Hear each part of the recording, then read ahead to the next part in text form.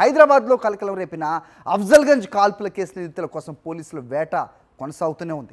4 రోజులుగా ఇద్దరు నిందితులు జాడైతే దొరకట్లేదు. వారి కోసం గాలింపుని ముమ్మరం చేశారు పోలీసులు. రైట్ సాయి కిరణ్, సో ఏం జరుగుతోంది? ఇద్దరిని గాలింపు చర్యలు ఏ మేరకు వచ్చాయి? వాళ్ళు షామీర్పేటలో ఆటో ఎక్కి సికింద్రాబాద్ వైపు వచ్చారు అనేది, ఆటో డ్రైవర్ని కూడా గుర్తించారు అనేది కూడా కొన్ని వార్తలు వచ్చాయి. సో వాళ్ళని ప్రశ్నిస్తే ఏమన్నా తెలిసిందా? సో ప్రస్తుతం ఇద్దరు జాడ ఎక్కడ ఉంటుంది అనుకుంటున్నారు? వాళ్ళు రాష్ట్రం విడిచిపెట్టి వెళ్ళిపోయిన అప్డేట్ ఏమన్నా ఉందా పోలీసుల దగ్గర? ఎంతవరకు వచ్చే అప్డేట్ చెప్పండి.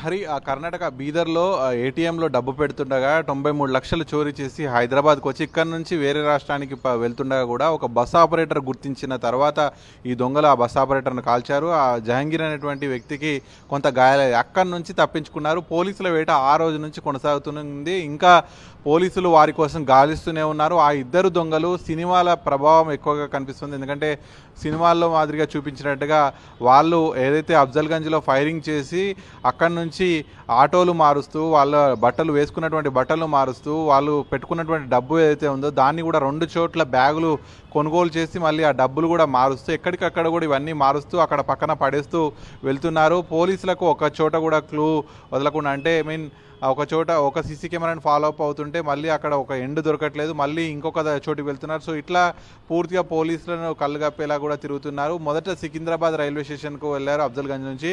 ఆ సికింద్రాబాద్ నుంచి వేరే రాష్ట్రానికి వెళ్ళిపోయారు అనేటువంటి ఒక అనుమానం వచ్చేలా క్రియేట్ చేశారు. కానీ అక్కడ వెళ్లకుండా మళ్ళీ ఆటో ఎక్కి షామీర్పేట వైపు వెళ్ళారు, మళ్ళీ అక్కడ నుంచి సుచిత్ర వైపు వెళ్ళారు.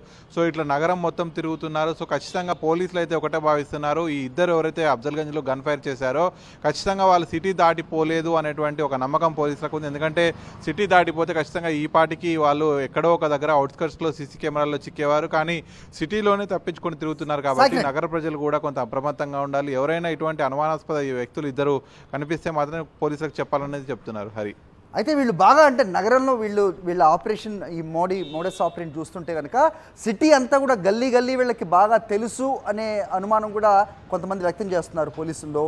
సో ఎక్కడ ఉండే అవకాశం ఉంటుంది? వీళ్ళు హ్యాబిచుయేటెడ్ క్రిమినల్సా? ఇంతకుముందు వీటిల్లో పాల్గొన్నారా ఇలాంటి దోపిడీల్లో? అంటే ఏం చెప్తారు? వీళ్ళ ట్రాక్ రికార్డ్ చూస్తే చాలా నేరాల్లో కూడా ఉన్నారు. వీళ్ళు బీహార్ చెందినటువంటి మనీష్ కుమార్ గ్యాంగ్గా కూడా చెప్తున్నారు.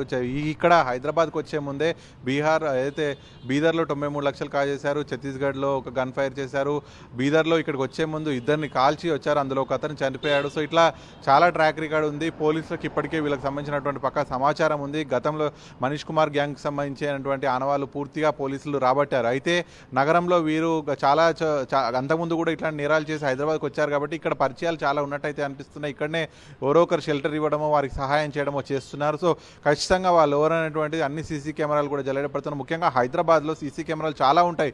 నగరంలో పోలీసుల క్యాంపెయిన్ కూడా చాలా జరిగింది. సీసీ కెమెరాలు పెట్టుకోవాలని చెప్పి చాలా క్యాంపెయిన్ చేయడం వల్ల ఇక్కడ సీసీ కెమెరాలు అధికంగా ఉంటాయి. సో ఖచ్చితంగా ఎక్కడ వెళ్ళరు, వాళ్ళు ఎక్కడున్నా కూడా పట్టుకుంటామనేటువంటిది అయితే పోలీసులు చెప్తున్నారు. ఖచ్చితంగా ఇంకా క్లూస్ అయితే లభిస్తున్నాయి. వాళ్ళు పారిపోతున్నటువంటి బైక్స్ దొరుకుతున్నాయి, బ్యాగ్స్ పాడేస్తున్నటువంటి బ్యాగులు ఇవన్నీ కూడా దొరుకుతున్నాయి. సో ఖచ్చితంగా వాళ్ళని కూడా పట్టుకుంటామనేటువంటిది పోలీసులు చెప్తున్నారు. రైట్ సాయి కిరణ్.